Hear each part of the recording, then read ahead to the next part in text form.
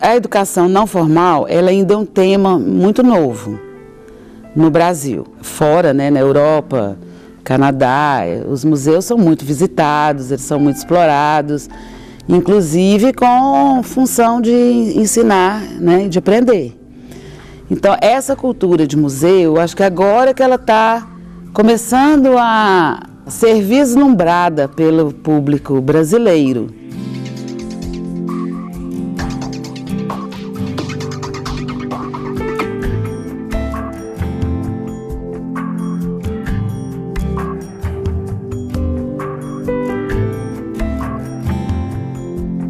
A preguiça gigante que eu trabalhei, que está exposta no Museu da PUC Minas, na verdade, ela foi construída a partir de 5 fósseis, de 5 preguiças.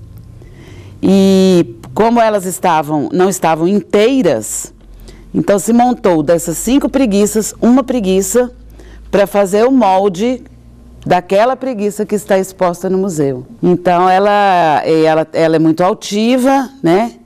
Ela está numa posição bípede por conta da expografia, que fica linda, né? Assim, ela é muito alta, muito grande. Então, à primeira vista, o visitante fala, uau, né?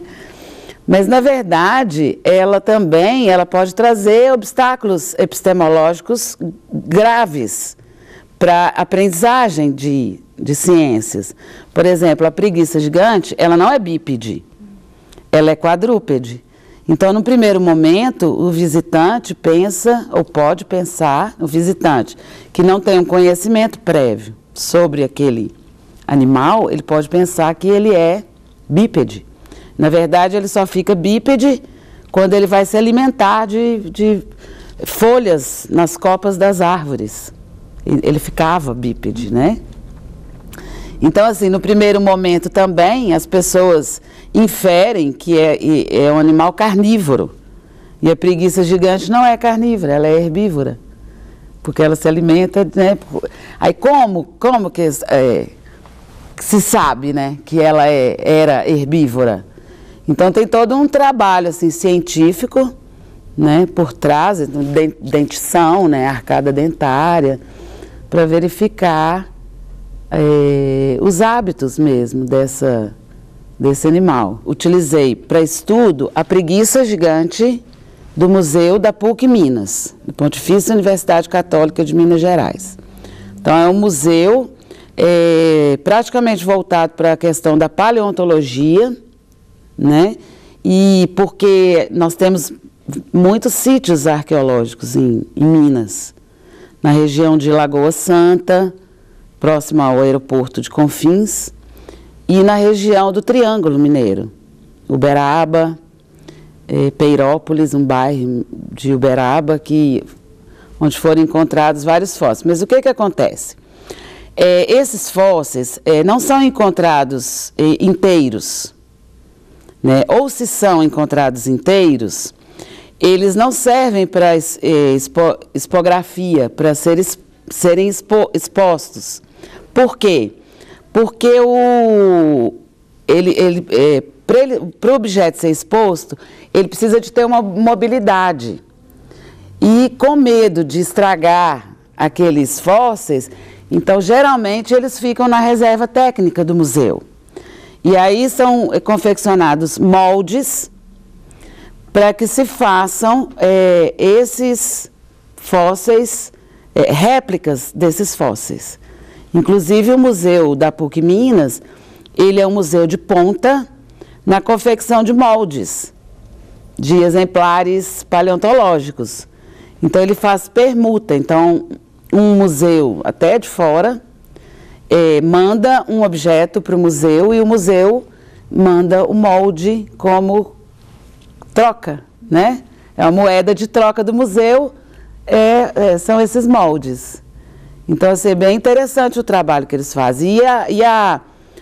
O fóssil verdadeiro, ele fica guardado na reserva técnica. Tem que haver, por parte do professor, todo um trabalho pedagógico para envolver esses alunos nessas visitas, porque senão vira meramente um trabalho de lazer. né? E na verdade, ele está ali com a função de ensino-aprendizagem. Então, se o professor não sabe trabalhar, né, a questão das visitas nos museus, né, tem todo um antes, um durante e um depois da visita, que deve ser trabalhado pelo professor para que haja eficácia na aprendizagem. Por que que o museu coloca aquele objeto naquela exposição e por que que e como que os visitantes interagem com aquele objeto? Será que o museu tem essa preocupação em pensar, né, que aquele objeto ele vai servir, ele vai ser utilizado como objeto de ensino-aprendizagem, como objeto pedagógico? Então, no primeiro momento, nós pesquisamos a questão da intenção do museu. Qual que é a intenção do museu ao construir aquele objeto? E, no segundo momento, qual que é a interação que o público, tanto escolar como público espontâneo, qual que é a interação que o público faz com aquele objeto? E daí, né? As pessoas aprendem, visitem mais os museus. Vocês aqui em Caxias do Sul tem um lindo, deve ter outros, né? E na minha cidade também, no meu estado, Minas Gerais, toda a história, né? Toda a história, né? Tá viva, né? Muito viva dentro dos museus de Ouro Preto, de Tiradentes, São João del Rei. Na cidade de Belo Horizonte existe um espaço enorme, né, cultural agora, que é em torno da Praça da Liberdade, né, que agora é Praça da Liberdade Centro Cultural.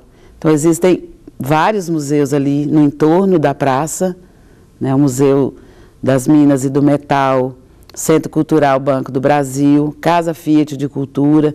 São espaços assim, que a gente entra uma e sai diferente. Assista a UX TV e compartilhe conhecimento.